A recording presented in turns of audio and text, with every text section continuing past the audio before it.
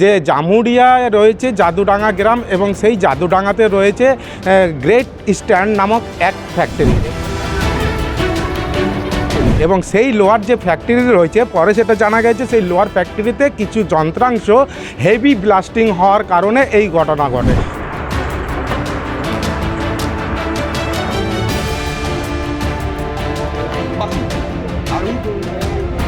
এবার বিস্ফোরণের জেরে বিপত্তি জামুরিয়ায়, ঘটনায় তীব্র চাঞ্চল্য ছড়িয়েছে গোটা এলাকায়। জানা গেছে আসানসোলের জামুরিয়া থানার অন্তর্গত জাদুডাঙ্গা গ্রাম সংলগ্ন গ্রেট ইস্টার্ন নামক একটি বেসরকারি রোলিং মিল কারখানায় আরপিএম মোটরের হুইল খুলে গিয়ে জামুরিয়ার 3 পৃথক স্থানে সেই মোটরগুলি ছিটকে পড়ে ভয়াবহ বিস্ফোরণ ঘটে। জামুরিয়া কারখানার মোটর ছিটকে ভয়াবহ দুর্ঘটনা, ক্ষতিপূরণের দাবিতে বিক্ষোভ। স্থানীয় সূত্রে খবর প্রায় সকাল 9:10 নাগাদ এই ঘটনাটি ঘটে। তীব্র বিস্ফোরণের জেরে কারখানার যন্ত্রাংশগুলো ছিটকে পড়ে জামুরিয়ার একাধিক বাড়িতে, যার জেরে ক্ষতিগ্রস্ত হয়েছে একাধিক বাড়ি, ফাটল ধরেছে গ্রামের একাধিক বাড়িতে। বিস্ফোরণের তীব্রতার জেরে যন্ত্রাংশগুলো ছিটকে পড়ে 1 থেকে 1.5 কিলোমিটার দূর পর্যন্ত চলে যায়। এই বিস্ফোরণের ঘটনার প্রতিবাদে রাস্তায় নেমে বিক্ষোভ গ্রামবাসীদের। ভয়াবহ বিস্ফোরণের তীব্র আতঙ্ক ছড়িয়েছে এলাকা জুড়ে। দেখছেন সেই ছবি খবর বাংলার পর্দায়। জামুরিয়ার কারখানায় মোটর ছিটকে ভয়াবহ দুর্ঘটনা, ক্ষতিপূরণের দাবিতে বিক্ষোভ। ঘর ভেঙে গেছে, কারো ইখাড়াতে একজনের হাতে লেগেছে, চোট লেগেছে। কি কারণে? ওটা কি জিনিস ছিল? হতে পারে ফ্যাক্টরির ভেতরে কোনো রোলিং টাইপের কিছু জিনিস হতো, যার সিয়া একটা মোটা লোহার টুকরো, এগুলো 4-5 টুকরো ছিটকে পড়েছে 5-6 জায়গা। পচে গেছে, কেউ ছিল না বাড়িতে, খাবার খেতে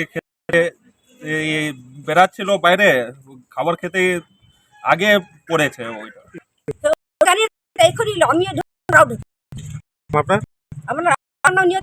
শুধু ইকরা এলাকাতেই নয়, ইকরার রাজা রামডাঙ্গা ও জাদুডাঙ্গা এলাকাতেও এই কারখানার যন্ত্রাংশ ছিটকে পড়ে সেখানেও ক্ষতিগ্রস্ত হয়েছে বেশ কিছু মানুষের বাড়ি। এই ভয়াবহ ঘটনার জেরে বেসরকারি কারখানার কর্মীরাও আতঙ্কে রয়েছেন।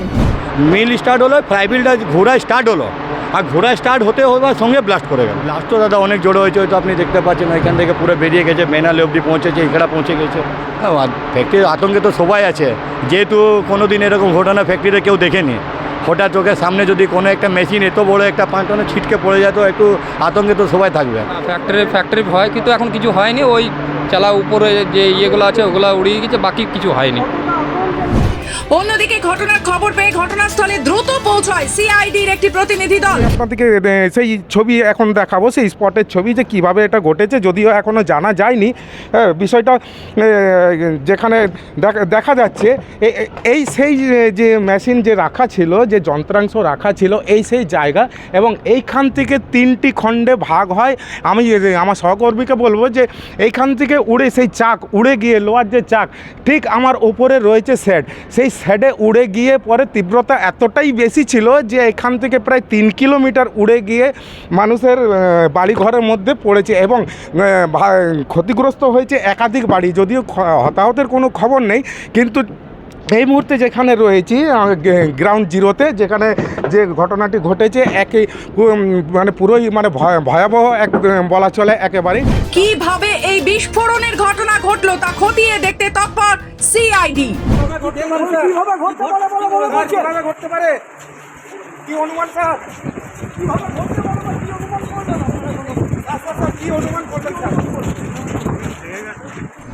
শুধু ইকরা এলাকাতেই নয়, ইকরার রাজা রামডাঙ্গা ও জাদুডাঙ্গা এলাকাতেও এই ঘটনা ঘটে। কারখানার যন্ত্রাংশ ছিটকে গিয়ে পড়ে, সেখানেও ক্ষতিগ্রস্ত হয়েছে বেশ কিছু মানুষজন এবং বাড়ি ঘরেরও ক্ষতি হয়। এই ঘটনার পরপরই বিক্ষুব্ধ মানুষজন ওই কারখানার চত্বরে ঢুকে ব্যাপকভাবে ভাঙচুর চালান। উচ্চ পদস্থ আধিকারিকেরা ও সিআইডির প্রতিনিধি দল এই ঘটনার তদন্ত শুরু করেছেন। রানীগঞ্জ থেকে সমীর বাদ্যকরের রিপোর্ট, খবর বাংলা।